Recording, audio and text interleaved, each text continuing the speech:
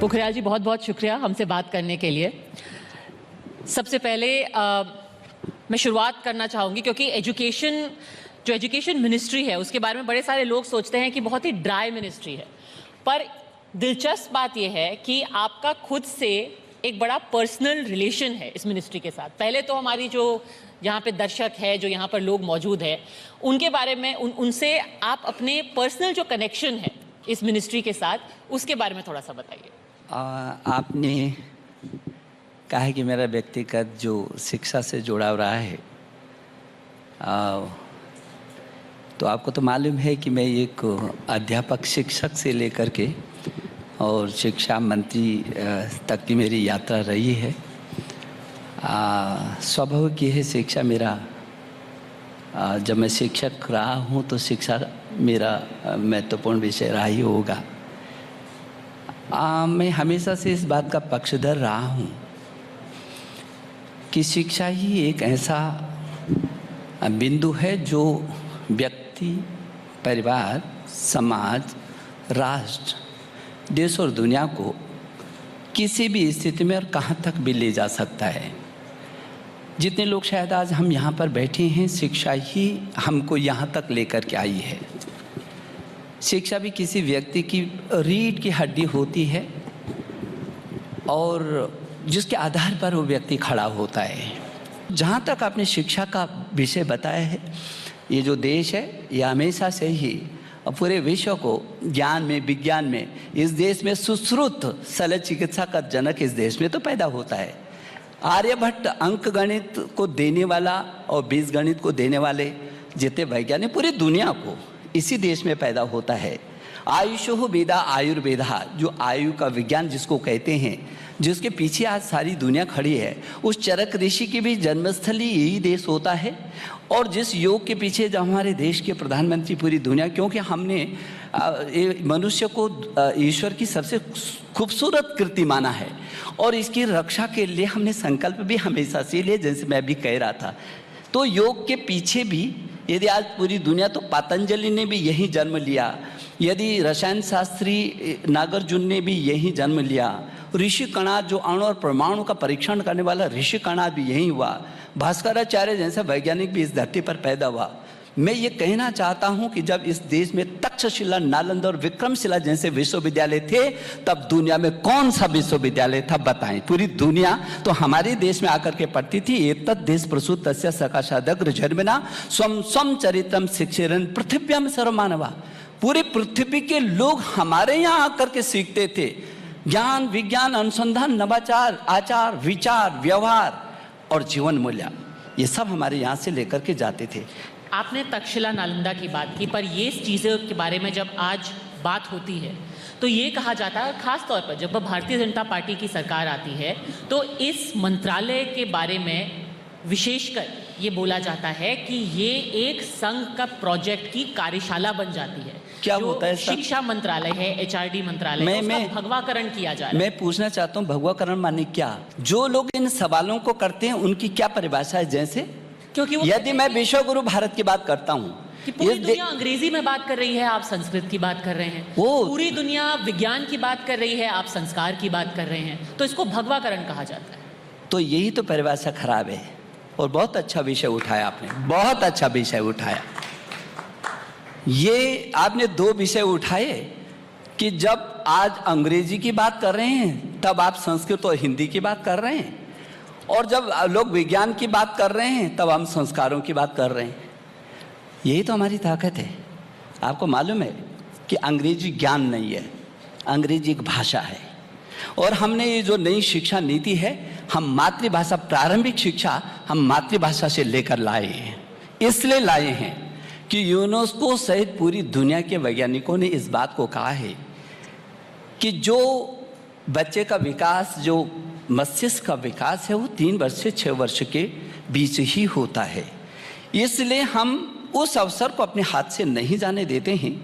3 वर्ष से लेकर 6 वर्ष तक या प्रारंभिक शिक्षा से लेकर उच्च शिक्षा तक भी किसी को अपनी मातृभाषा में करना होगा तो करें। हमारे पास तो हमारे भारत के संविधान में 22 भारतीय भाषाओं को दिया है। तमिल, तेलुगु, मलयालम, कन्नड़, गुजराती, मराठी, असमिया, उर्दू, संस्कृत, हिंदी, लगभग 22 भारतीय भाषाएं हैं। ये हमारी खूबसूरती है। ये भाषा केवल भाषा नहीं होता है, इसमें ज्ञान होता है, विज्ञान होता है, आचार होता है, व्यवहार होता है, परंपराएं होती हैं। और इसीलिए हमारे इन भाषाओं में, मातृभाषा में शिक्षा को लेकर के कि जितनी अभिव्यक्ति वो अपनी भाषा में बोल सकता है, उतनी थोपी हुई और सीखी हुई भाषा में नहीं दे सकता। और दूसरी बात, जो आप जैसे विचारों के कुछ लोग, आपके विचार नहीं, जो यहाँ के आपके विचार हैं, तो मैं आपको जवाब देना चाहता हूँ। और यदि औरों के विचार को आप मेरे साथ बांटना चाहते हो तो उनको अनुरोध करना चाहता हूँ।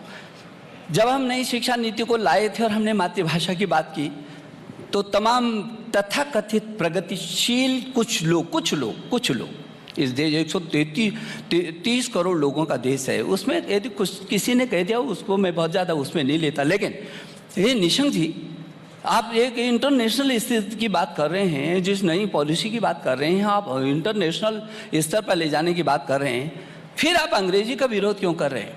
तो मैंने उनसे अनुरोध किया, हमने कभी अंग्रेजी का विरोध नहीं किया, कभी भी नहीं। पूरी दुनिया की भाषाओं को सीखो ना, अंग्रेजी क्यों? लेकिन मैंने उनसे पूछा कि अपनी मातृभाषा में जापान शिक्षा देता है, वो आपसे किसी से पीछे?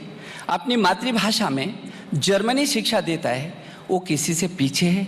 अपनी मातृभाषा में ये इंग्लैंड शिक्षा देता है, ये किसी से पीछे है? अपनी मातृभाषा में फ्रांस शिक्षा देता है, ये किसी से पीछे है? हमसे बाद आज़ाद होने वाला इज़राइल, जिसकी संस्कृति, शिक्षा और भाषा तबाह हो गई थी, और हमारे बाद वो स्वतंत्र हुआ, उस इज़राइल ने डे 1 से अपनी मातृभाषा में शिक्षा दी। क्या वो इज़राइल किसी से पीछे है? तो फिर इस देश के अंदर ये क्यों तर्क दिया जा रहा है? सिर्फ हिंदी की बात नहीं करी, मैं कह रही हूँ जितनी भारतीय भाषाएं हैं उनको हम प्रमोट करें, ये बहुत अच्छी बात जी। पर व्यावहारिक तौर पर हमारे कंट्री में जो आपका प्राइवेट जॉब्स है, ज़्यादातर फॉरेन कंपनीज आती हैं, अगर उनमें हम नौकरी ढूंढने जाते हैं, हम वहाँ काम करते हैं, तो उनके लिए तो सूत्र अंग्रेजी ही होगा। इसीलिए आपको भी अपना मन बदलना पड़ेगा।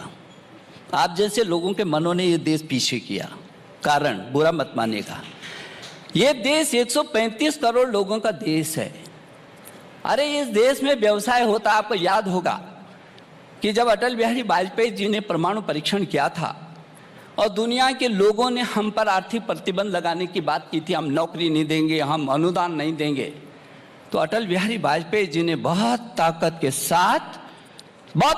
साथ कहा है, कोई चिंता नहीं, मेरा देश मेरे साथ है।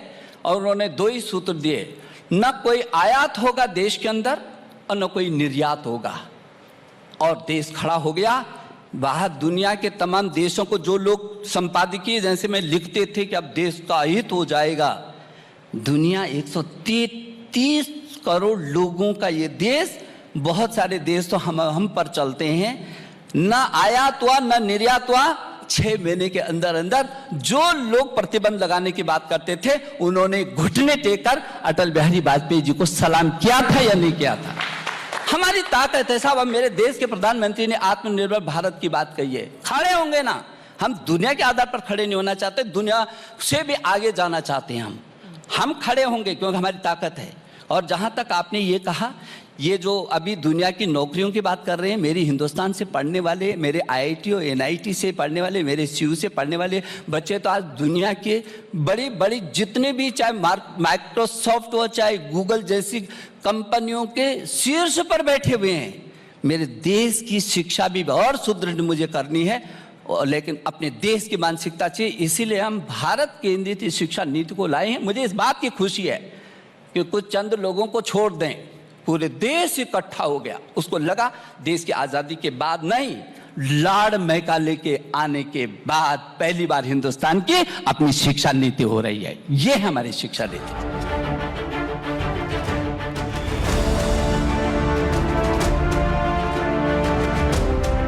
धर्मेंद्र प्रधान जी, जिस तरह से तेल की कीमतें अंतर्राष्ट्रीय बाजार में नीचे आ रही हैं, मुझे लगता है कहीं नहीं कहीं राम जी की कृपा तो बीजेपी पे है, पर क्या ये वोटों में तब्दील होगी? क्योंकि दीदी हमेशा ये कह रही हैं कि आप टूरिस्ट गैंग हैं, दो बीजेपी के नेता हैं, टूरिस्ट गैंग हैं, आएंगे और चले जाएंगे, लेकिन ममता बनर्जी बंगाल की बेटी है और वही उनके साथ रहेंगी।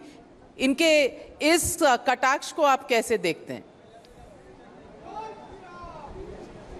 देखिए, मैं कोई भी अशालीन और अरुचिकर बात को पसंद नहीं करता हूँ, कोई भी कहे। ममता जी हमारी बड़ी दीदी है, आदरणीय है, लेकिन उनकी जैसे बड़े नेतृत्व से प्रधानमंत्री जी और गृह मंत्री जी और भारतीय जनता पार्टी, हम उनके शत्रु नहीं, हम उनकी प्रतिद्वंदी, हम उनकी प्रतियोगी हैं। हमें इस प्रकार की भाषा कोई भी कहे, इसको हम स्वीकार नहीं करते हैं। बाकी रहा टूरिस्ट दीदी, कुछ दिन के बाद विश्राम पे जाएंगे, उनको मैं न्योता देता हूं। वो दीदी जगन्नाथ जी की शरण में आएंगे, कलकत्ता से वो पूरी बहुत दूर नहीं है, उड़ीसा आए, हम उनकी सत्कार करेंगे, उनकी स्वागत करेंगे, उनको वहीं विश्राम करना पड़ेगा। बंगाल में परिवर्तन अवश्यंभावी है, बंगाल की जनता की लड़ाई निश्चित रूप में हम जीतेंगे।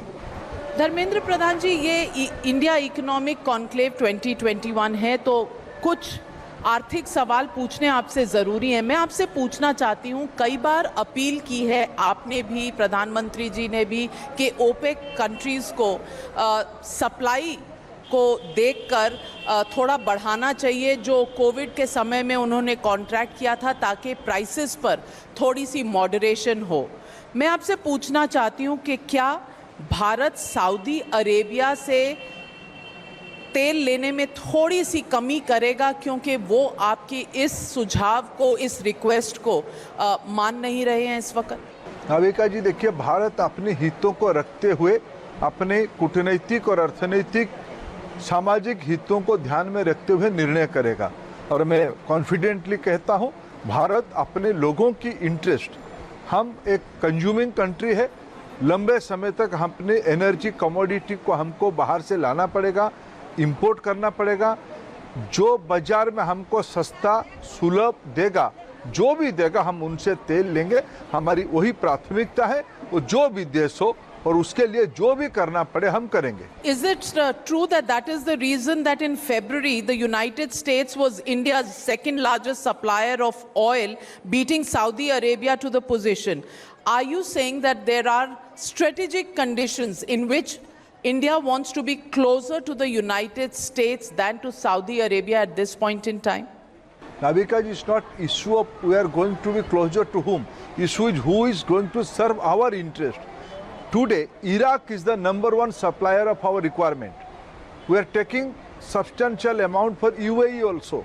UAE is a very reliable partner of India in oil supply, crude oil supply. We are taking, we have some uptake conditions with Kuwait also, from certain African countries also. We are open, we are a free market. Our oil marketing company or private sector oil majors are free to take oil from any part of the world, whichever country will provide favorable business terms, whether it is America or Iraq or UAE or Saudi Arabia.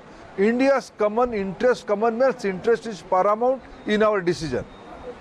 I want to also ask you a question. Is India currently using its strategic petroleum reserves? I ask you this because Saudi Arabia's rather stern response to your requests for increasing demand have been met with some degree of coldness. Are we on to our strategic reserves at this point in time? Nabika ji, that was not a cold statement. That was in a way undiplomatic answer by some of our close friends. I politely disagree with that kind of approach. Certainly, India has its own strategy when and how to use our own storage, and we are conscious about our interest. I want to ask you, as far as dependence on imports is concerned, it has been the target of Prime Minister Narendra Modi and yourself to build up India's energy security. However, instead of being able to reduce our dependence on imports, our dependence has only increased. Are we in a position to say that our strategic attempts to reduce import dependence have not ended in any kind of success? Have we gone wrong in our strategy somewhere? Is there a need for a relook at the policy India has been working on over the last 5 to 6 years? Navika ji, you have put a very apt question. The answer is yes and no. Nothing went wrong. We are very much on the track. Yes, our certain commodity due to our increasing demand, because if we compare our demand with the global condition, we are 1/3 of the global average, consumption average. Still, we are the number 3 energy consumer. In the next 2 decades, our energy consumption will be multifold. India is the only energy market where our consumption will increase. In crude oil, we are dependent. But I can share you with one good information. Today, India is one of the major producer of solar energy. India is moving towards ethanol blending program. India is moving towards conversion of biodiesel. India is moving towards compressed biogas. India is, in this budget, India has formed the National Hydrogen Mission. That means, and Prime Minister recently in one of our interaction, in one of our platform, very categorically give us a roadmap.